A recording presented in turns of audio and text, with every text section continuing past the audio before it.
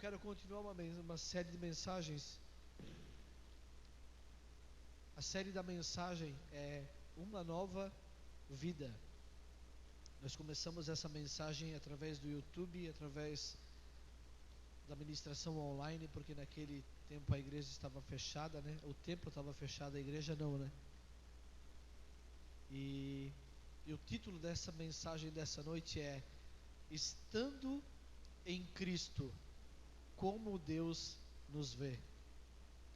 Na primeira mensagem, nós falamos que em Cristo nós somos parte de uma nova criação. Se você olhar lá no canal, você que não viu a mensagem, nós aprendemos nessa série, na primeira mensagem, que em Cristo nós somos nova criação. As coisas velhas passaram e eis que tudo se fez novo. Amém? E o texto base para a mensagem de hoje é 2 Coríntios 5, 21. 2 Coríntios 5, 21, que diz o seguinte: Deus tornou pecado por nós aquele que não tinha pecado. Aquele que não tinha pecado, Jesus Cristo.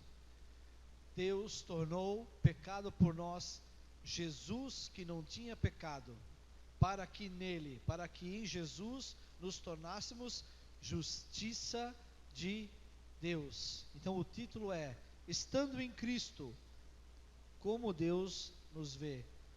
Queridos, nós precisamos entender o quão importante e o quão gracioso é nós vivermos através da palavra de Deus. A pastora Tamara já falou, nós precisamos entender isso e viver a palavra, declarar a palavra, né? Ler a palavra, ser alimentado por essa palavra, para que as coisas do mundo já não nos incomode mais, já que o sistema mundano já não nos incomode mais. E eu tenho certeza que Deus no Antigo Testamento, nós vamos falar muito sobre a graça do Senhor essa noite. E nós vamos entender que no Antigo Testamento Deus, Ele deu as leis. Ele deu as leis para que o povo andasse sobre as leis. Ele deu a lei para o povo, para que o povo andasse sobre a lei, para que eles pudessem ter algo no qual eles pudessem cumprir. E toda vez que alguém não cumpria essa lei, toda vez que alguém saía dessa lei, você percebe no Antigo Testamento que acontecia alguma coisa por essa pessoa não cumprir essa lei. Alguma coisa vinha sobre ela, por ela não cumprir essa lei. Mas o Deus do Antigo Testamento é o mesmo Deus do Novo Testamento. Ele é o mesmo Deus do Novo Testamento, porém a maneira com que Ele lida, porém a maneira com que Ele se manifesta, com que Ele se relaciona mudou. A maneira com que agora Ele se relaciona é olhando para a obra consumada de Cristo Jesus. É olhar que em Cristo tudo se fez novo. E o que eu quero que você entenda aqui é que estando em Cristo, como Deus te vê. Hoje você vai entender talvez um pouco mais como Deus enxerga eu e você estando em Cristo Jesus. Amém? A Bíblia diz que Jesus cumpriu toda a lei. Jesus cumpriu toda a lei. Ele pagou o preço da nossa justificação. Ele pagou esse preço e não restou mais nenhum juízo para mim e para você. Eu e você estamos debaixo do julgo, não estamos mais debaixo do julgo. Não existe mais um juízo para nós. Não existe mais isso. Mateus 5:17 diz o seguinte, acompanhe no telão: não pensem que eu vim abolir a lei ou os profetas. Jesus está falando aqui para os discípulos dele: não pensem que eu vim abolir a lei ou os profetas, mas eu não vim abolir, mas eu vim cumprir. Jesus fala: eu vim cumprir a lei. Digo-lhes a verdade, enquanto existirem céus e terra, de forma alguma desaparecerá da lei a menor letra ou o menor traço, até que tudo se cumpra. A palavra traduzida cumprir aqui significa completar, levar até um fim, realizar ou obedecer. Jesus não pretendia abolir a lei, ele pretendia cumprir a lei, levar a lei até o fim, até o seu determinado fim. E a fim da lei, a Bíblia diz que é Cristo. Que glória a Deus por isso. A fim da lei é Cristo. Em Cristo Jesus, eu e você somos agraciados. A fim da lei é Cristo. Precisamos observar que no final desse texto existem duas palavras muito importantes, querido. Coloque lá, Mateus 5,18. Olha só o que diz ali, ó. Até que. Eu não vim abolir a lei, eu vim cumprir a lei. E eu digo para vocês que a lei não se tira nada dela, ou seja, não se tira uma menor letra ou não se tira um menor traço, até que tudo se cumpra. Nós precisamos entender que a Bíblia ela tem passagens que falam muito da questão do chamado, a palavra liberada para um presente momento. E quando Jesus libera essa palavra, ela é uma palavra para um presente momento. Jesus não podia, a partir dali, viver na graça, porque Jesus não tinha morrido ainda, ele veio para cumprir toda a lei. Então essa palavra era uma palavra para o presente momento. Então Jesus vem para completar a lei, ele vem para completar a lei, até que tudo se cumpra. Existe algo, como eu falei, que é a palavra liberada, e que essa palavra foi para esse tempo determinado. Por isso que Jesus fala para os discípulos o seguinte: não, eu não vim abolir ela, eu vim cumprir a lei, eu vim cumprir ela, para depois disso eu puder dar para vocês um novo mandamento. Eu dar para vocês um novo mandamento. E naquele tempo específico Jesus estava sobre a lei, sobre o jugo da lei, mas ele cumpriu ela e nos deu uma nova aliança, a aliança da graça. Jesus cumpriu toda a lei. O ato de Cristo na cruz, quando Cristo foi para a cruz, quando ele ressuscitou, foi como se Deus batesse um martelo e declarasse: justificados. O preço foi pago, não existe mais nada. E a partir disso, como Deus nos vê? Justificados. Eu e você fomos justificados, comprados por um alto preço. Através da cruz, o modo do relacionamento de Deus mudou. Agora o que prevalece é a graça de Deus sobre nós, uma nova aliança. Vimos na primeira mensagem, como eu falei aqui, que coisas antigas passaram e eis que tudo se fez novo. Então, se tudo se fez novo, se eu agora não estou mais debaixo da natureza pecaminosa, se agora eu estou em Cristo, eu sou salvo em Cristo Jesus, certo? Eu não sou mais da velha aliança, eu sou da nova da graça. Então, se eu estou em Cristo Jesus, o que eu preciso fazer agora? Como é que Deus me enxerga? Qual é o passo que eu preciso tomar? Para onde eu vou? Deus enxerga eu e você justificados. Queridos, você e eu nascemos de novo. Você e eu nascemos de novo. E quem aqui já viu aquele berçário que tem um vidro e tem muitas crianças no berçário, recém-nascidas? Presta atenção nisso, isso é tão simples e tão profundo. Quando você chega num berçário, você vê aquele vidro, vê as crianças, elas acabaram de nascer. E você não vê o pai ou os parentes falando: olha, aquela criança lá, ela já roubou, aquela criança lá já passou 4 cheques sem fundo, aquela criança lá, ela já matou. Não, você não vê, porque a criança acabou de nascer. Queridos, em Cristo Jesus, eu e você nascemos de novo. Eu e você nascemos de novo, nós temos a natureza do Deus, e daqui para frente agora, nós vamos ver aqui, que nós somos santos, mas nós estamos em um processo de santificação. No Espírito eu sou santo, eu sou pleno, mas na carne eu estou num processo de santificação, todos os dias. Então, como a gente olha para uma criança e não enxerga passado nela de condenação, assim é quando nascemos em Cristo Jesus. Nós nascemos, nós dali para frente criamos um presente e um futuro em Cristo Jesus. Não existe passado de condenação, não existe isso. Apenas o pai ou as pessoas falam: olha, puxou o queixo da mãe, puxou o olho do pai, olha que lindo. Não existe palavra maldita sobre essa criança, existe só coisas boas. A perspectiva de uma criança é sempre o lado bom. E em Cristo nós somos santos, mas não esse tipo de santo que muitas pessoas pensam. Isso eu com a graça de Deus, eu quero quebrar essa noite. Queridos, nós não somos santos com aquela auréola na cabeça. Nós não somos esse tipo de santo que muitos criam na mente. Agora fez errado muita coisa na vida, agora acha que está em Jesus e virou santo. Olha a auréola na cabeça dele. Não, isso é uma estatueta. Isso é uma idolatria. Não é esse tipo de santo que eu e vocês somos. Não é esse santo com a auréola na cabeça, aquele santinho bonitinho, muitas vezes com uma arpinha. Não, não é esse santo. Não é esse santo que eu e vocês somos. Não é aquilo, não é uma estátua. Santo, entenda isso, querido. Santo é alguém que foi separado do diabo. Santo é alguém que foi separado do inferno e das trevas. Santo para Deus é aquele que agora está no reino da luz, no reino da graça. Esse é o santo. Esse é o santo. Por isso que a Bíblia diz que nós somos santos, porque nós estamos separados do inferno, do diabo. O maligno já não nos toca. O maligno não nos toca, não tem como. Em Cristo Jesus, eu e você somos santos, porque o Pai, Deus, olha para nós e vê o sangue do Cordeiro, o perfeito sacrifício derramado. Ele diz: perfeito, aprovado. E o maligno não toca. Antes nós tínhamos uma natureza de pecado, agora nós temos a natureza do próprio Deus. E isso agora, por isso que nós somos santos. Eu carrego a natureza do próprio Deus. De acordo com a Bíblia, queridos, entenda isso: ou nós somos santos ou nós somos pecadores. Não existe o meio termo. Aquele negócio que nós falamos, está em cima do muro, não existe isso.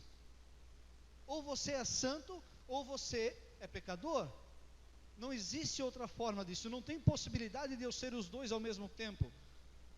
Precisamos trocar esse conceito, que o fato de eu pecar me torna pecador. Não é isso. Eu pequei hoje, então aí hoje eu estou sobre a lei do Senhor, sobre o juízo do Senhor. Não, não é isso. Você é santo. Você é santo. Não é o pecado que eu cometo agora que me faz injusto perante Deus, que me faz não merecer estar com Deus, a comunhão. Não, não é isso. O pecado é a natureza pecaminosa herdada de Adão. Adão pecou, porque um pecou, todos pecaram, a Bíblia diz. Mas veio um segundo Adão, a Bíblia diz, Jesus Cristo, perfeito, e nos resgatou desse lugar, nos tirou desse lugar. Nos tirou desse lugar. Queridos, deixa eu dar um exemplo para você. Pecador, inclusive, é aquele amigo seu. Pensa num amigo seu que você gosta muito. Diz assim: esse cara é do bem, essa mulher é do bem.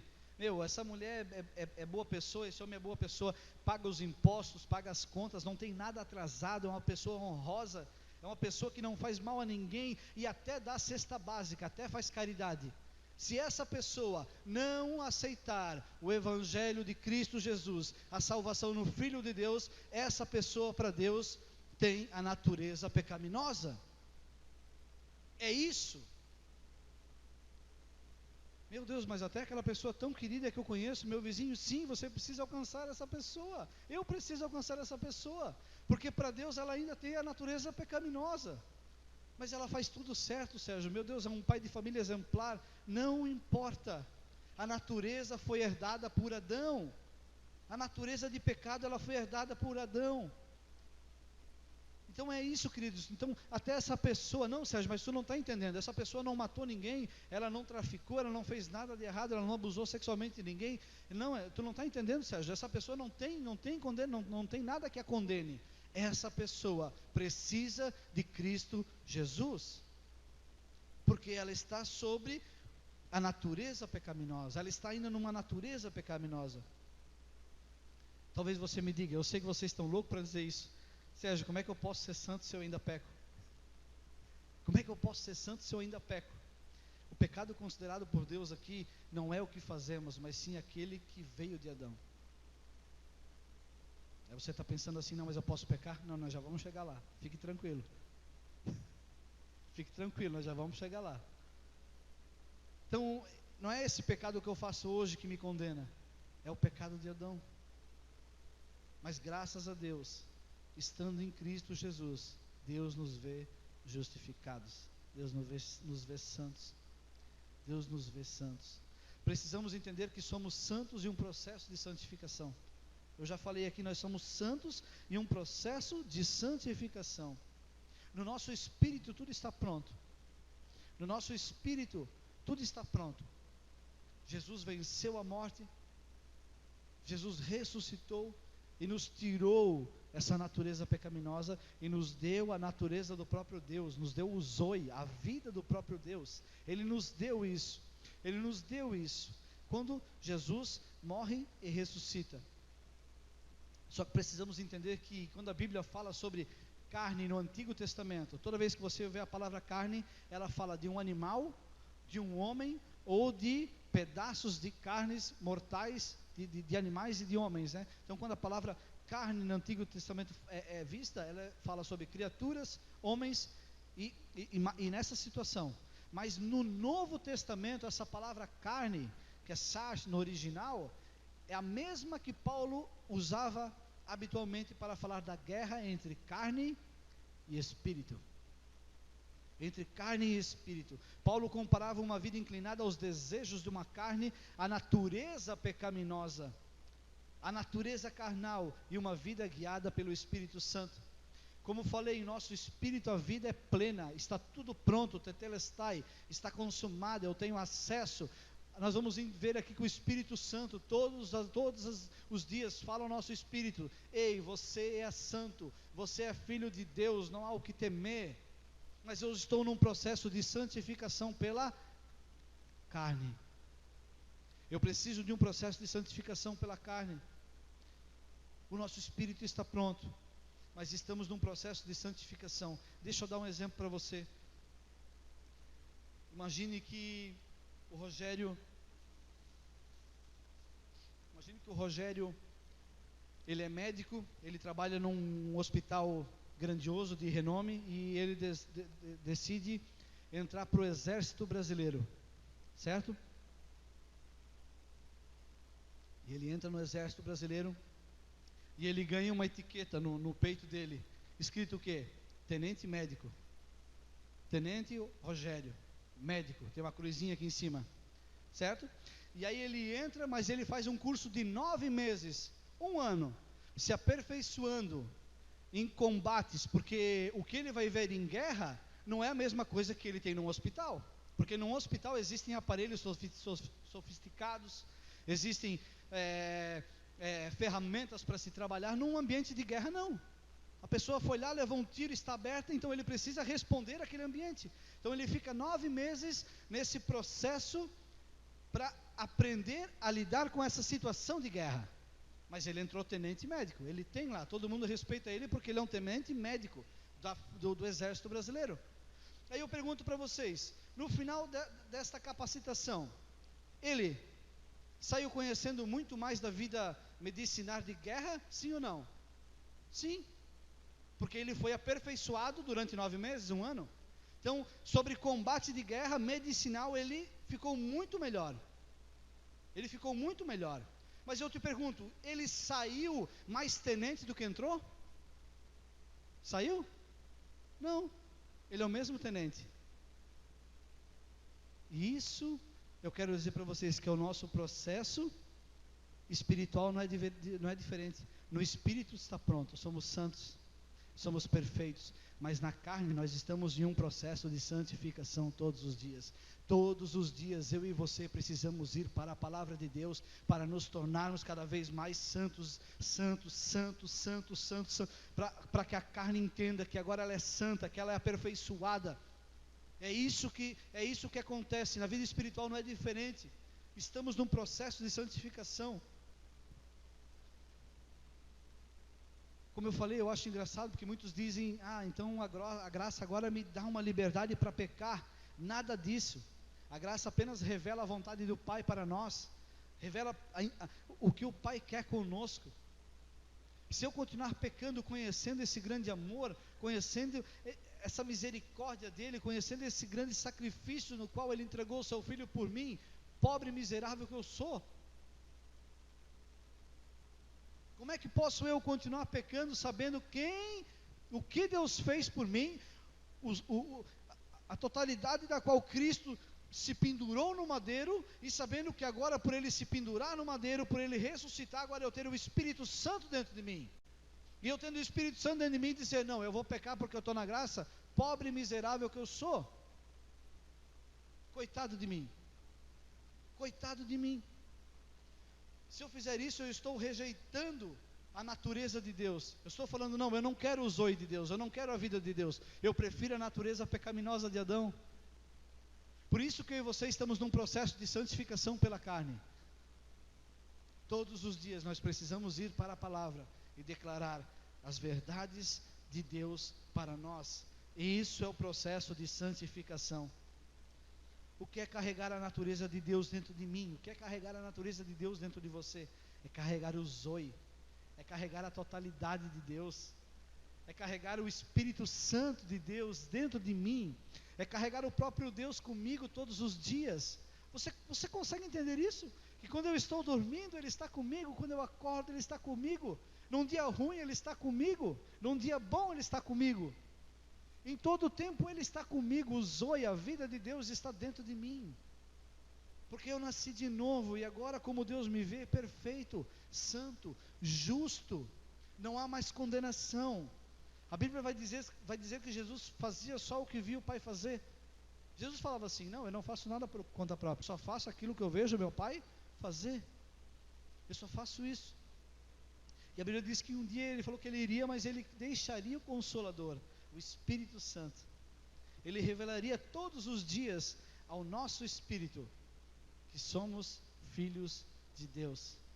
Olha isso, o Espírito Santo de Deus fala todos os dias para nós. Ele fala todos os dias com frequência para nós. Você é amado, você é perdoado, você é livre de condenação, você é santo, você é justificado. Não existe mais nada que abale você, porque eu dei o meu melhor.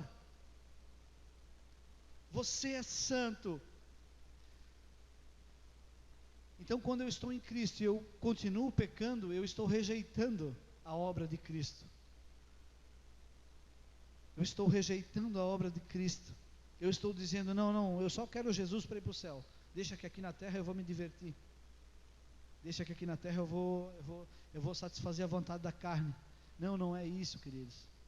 Não é isso, queridos. Não é isso, não é isso. É muito maior, é muito maior, é muito maior. Carregar a natureza de Deus, você carrega a vida de Deus dentro de você. Muitas vezes eu perguntei, qual é a blasfêmia do Espírito Santo? Porque a Bíblia diz que quem blasfema contra o Espírito Santo é um pecado imperdoável. E eu sempre tinha muito medo, digo, meu Deus, será que eu te magoei, Espírito Santo? Fala comigo. Estás aí? Estás aí? E eu entendo, eu acredito que essa blasfêmia é o que? É negar a obra do Filho Jesus. Olha o que diz João 15, 26. Vamos entrar aqui. Vamos entender quem somos, como Deus nos vê. E nós vamos entender que nós temos a própria natureza, a vida de Deus dentro de nós. Nós temos o poder na nossa boca.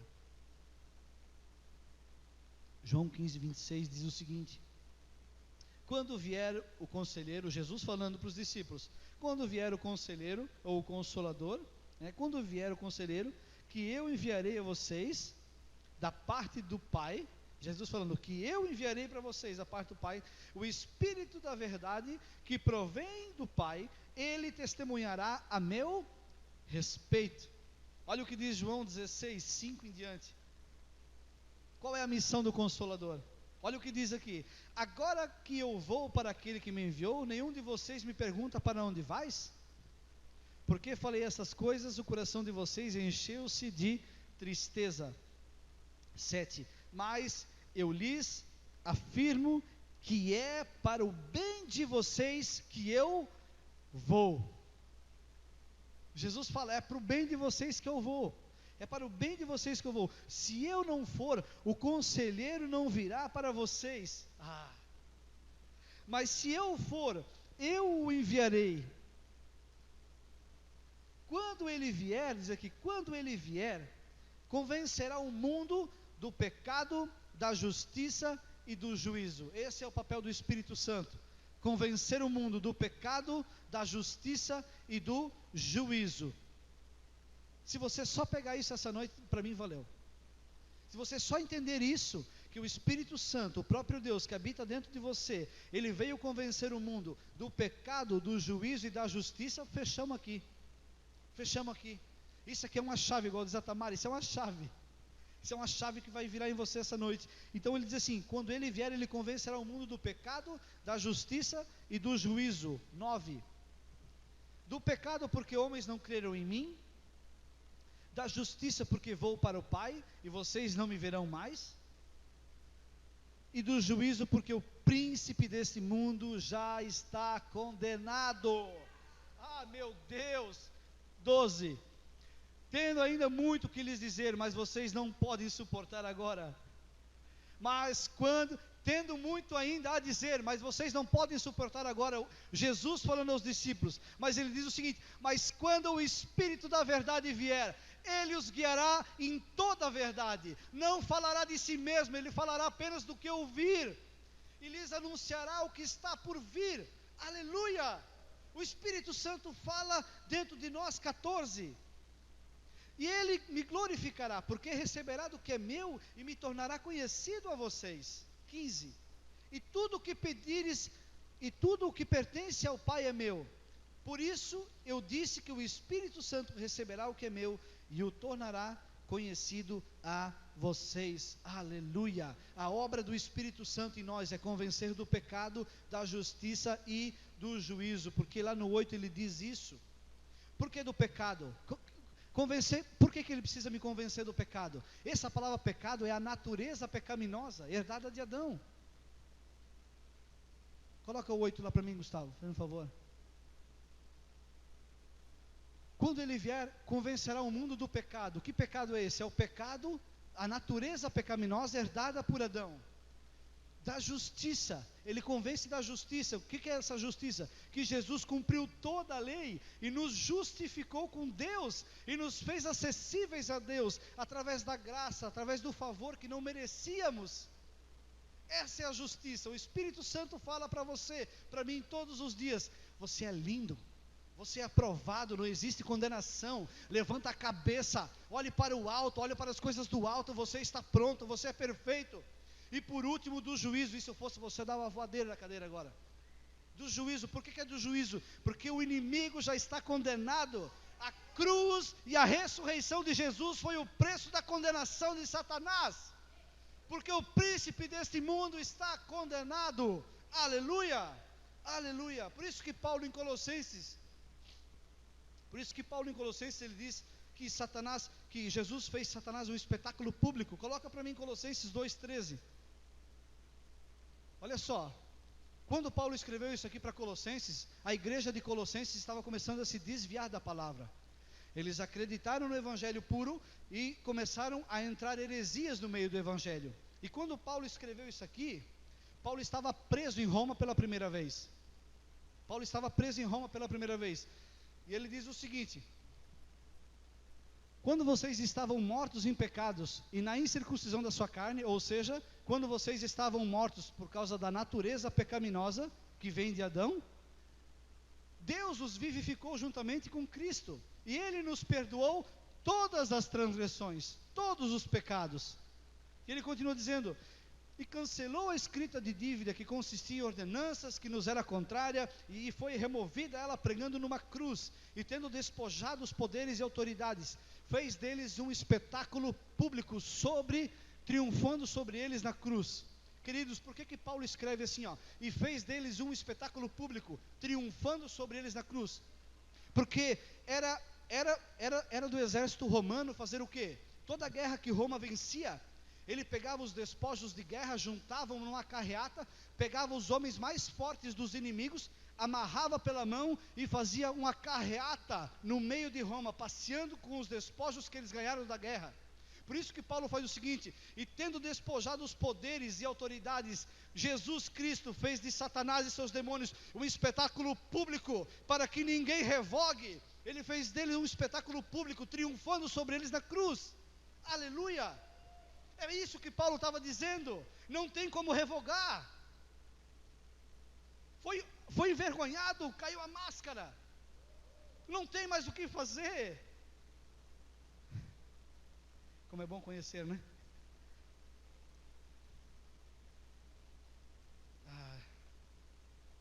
Quando Paulo diz que Jesus venceu de uma forma sem revogação, Ele fez dos inimigos um espetáculo público, humilhou eles e mostrou quem é o vitorioso. Ah, meu Deus! Por isso que vocês somos mais que vencedores, porque o vitorioso já ganhou. Ele já venceu. Preste atenção, as escrituras, e você verá as epístolas sempre escritas, você nunca vai enxergar lá. Você nunca vai ver lá, aos pecadores em Cristo Jesus, salvos pela graça. Não, Paulo sempre escrevia, aos santos, salvos em Cristo Jesus.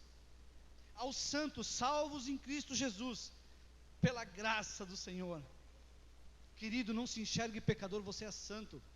Você é justo. Como Deus te vê perfeito. Deus te vê pleno. Tenha confiança nele, creia nele.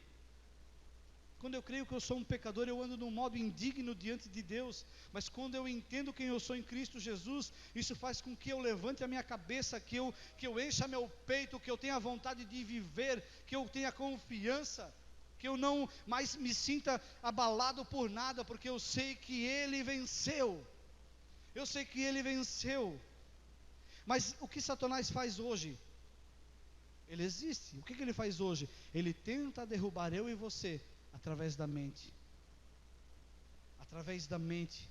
Ele trabalha na minha e na sua mente, dizendo todos os dias: ei, tu não vale nada. Tu és um pecador. Tu viste o que tu fez? Tu diz ainda que tu é salvo? Olha a atitude que você teve agora. O que Satanás faz? Ele acusa, ele bombardeia a nossa mente todos os dias. Por isso que eu e você precisamos nos revestir da palavra de Deus, saber quem eu e você somos, para que isso não nos atinja mais, para que as setas dele não entrem em nossa mente, mas caiam por terra. Nós precisamos entender quem nós somos, queridos. Deus já fez tudo o que precisava fazer. Não tem mais nada que Deus faça por você, Ele já fez tudo.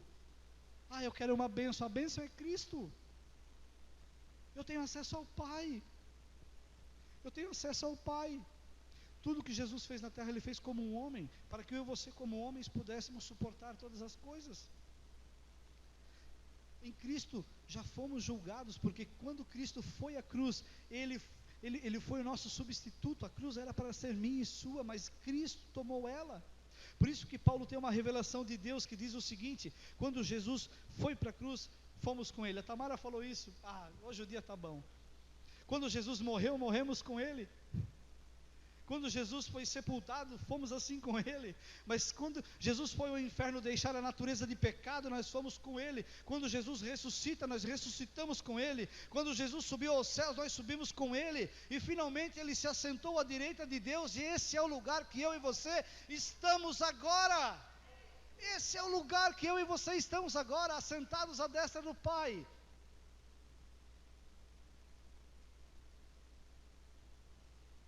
Eu estava essa semana com o Rogério soltou uma e eu falei, eu vou usar essa. O Rogério falou assim, sabe por que nós estamos sentados, Sérgio? Eu falei, por quê? Ele falou assim, nós só estamos sentados porque nós já éramos de lá, por isso que nós podemos sentar, porque nós já era de lá. Eu falei, eu vou usar isso. E é verdade. Nós só sentamos com Cristo porque nós já éramos de lá. A Bíblia diz que o mundo não existiu que nós não existimos porque o mundo foi criado. Foi o mundo que foi criado porque eu e você precisamos existir. A Bíblia diz que antes da fundação do mundo, Ele já elegeu você e eu. Então nós já éramos de lá. Por isso nós voltamos para lá. Por isso que Jesus nos resgata para lá. Quando Jesus entrega o sangue o sangue de sacrifício na presença de Deus, está apresentando a justificativa real, pela qual fomos inocentados. E com isso Deus bateu o martelo e falou, estão justificados. Nenhuma condenação há mais para aqueles que estão em Cristo Jesus. Não existe mais condenação. Deus te olha santo, Deus te olha perfeito, justo. Viva através da palavra. Viva através da palavra. Equipe de louvor, por favor. Viva através da palavra. Aleluia. Por isso que nós precisamos entender a palavra revelada dentro de nós, queridos. E por isso é importantíssimo eu e você entendermos isso. A palavra revelada dentro de nós. Nós precisamos entender essa palavra revelada de uma vez por todas. Nós precisamos entender que tudo foi pago. Não existe mais condenação. Satanás e seus demônios odeiam a gente. Eles fazem toda a força para derrubar a gente, para derrubar a nossa família, para derrubar os nossos negócios, os nossos empregos, porque ele odeia a gente. Por quê? Porque ele queria ter o que a gente tem. Ele odeia, ele faz toda a força, por isso que ele é tão forte, por isso que ele vem com tanta pressão na nossa mente. Revista-se do Cordeiro, do sangue sacrificial perfeito. Revista-se de Cristo. Abra-se para o Espírito Santo de Deus e você vai perceber que todos os dias Ele vai falar: você é santo, você é perfeito, você é justo. Sérgio, eu te vejo perfeito, eu te vejo santo, eu te vejo justo, eu te vejo sem condenação nenhuma. Por isso que Ele luta constantemente para nos parar. O seu trabalho hoje está focado na nossa mente. Queridos, se eu puder dar um conselho para você essa noite: pare de apenas existir, porque quem apenas existe carrega a natureza pecaminosa. Pare apenas de existir, mas comece a viver, a entender a natureza de Deus que existe dentro de você. Existe uma grande diferença entre viver e existir. Eu e você fomos criados para viver, porque nós temos o Zoe, a vida de Deus dentro de nós, e isso muda tudo, queridos. Essa semana eu estava lendo a Bíblia e eu percebi 4 homens anônimos transformaram a vida de um leproso. Não era problema deles, era problema do leproso. Mas 4 homens entenderam a importância de Cristo, entenderam o quão é importante Cristo. E eles chegaram na casa, a casa estava cheia. E eles não pararam por ali. Eles podiam ter largado o leproso e falar: quando o homem sair, nós vamos ver. Mas não. Eles abriram um buraco no telhado, gente. Eles abriram um buraco no telhado da casa. Você consegue entender isso? Estávamos aqui e alguém abriu um buraco no telhado e desceu um paralítico. Desceu um paralítico. Você consegue entender isso? 4 homens entenderam quem é Jesus. Nem nome tem na Bíblia, porque não é a glória deles, é a glória de Jesus. É isso que eu e você precisamos entender. Nós precisamos parar de existir, nós precisamos viver. Nós precisamos viver, gente. Nós precisamos viver. Por que o primeiro milagre de Jesus, essa é para finalizar, por que o primeiro milagre de Jesus foi transformar uma água em vinho? Você percebe, o primeiro milagre de Cristo foi transformar água em vinho. Foi como se fosse um simbolismo. A partir de agora, tudo que eu irá fazer, eu quero mostrar para vocês que eu estou transformando algo sem cor, sem sabor, em algo vibrante, em algo saboroso, uma vida de prazer.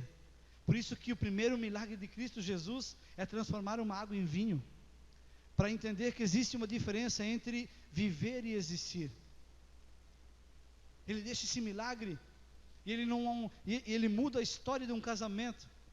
Leva para o mestre e o mestre fala e diz: eu nunca na minha vida tomei vinho tão parecido. Querido, Jesus Cristo, Ele quer mudar a nossa história. Ele já mudou, na verdade. Tetelestai, está consumado. Está consumado. Não existe mais nada, só existe agora, não existe mais nada que Ele possa fazer, agora existe a gente desfrutar. Nós precisamos desfrutar. Saiba que só Jesus pode transformar uma vida de verdade. Que em Cristo, como Deus me vê, Deus te vê santo. Não, vamos repetir. Como Deus me vê, Sérgio? Repita comigo: santo, justo, amado, acolhido, perfeito, pronto, sem falta de nada, com abundância de tudo. Aleluia! Aplauda Ele, aleluia! Essa é a obra do Filho amado, porque nós somos santos, assim como Ele é santo. Glória a Deus. Fique de pé, feche seus olhos, vamos orar.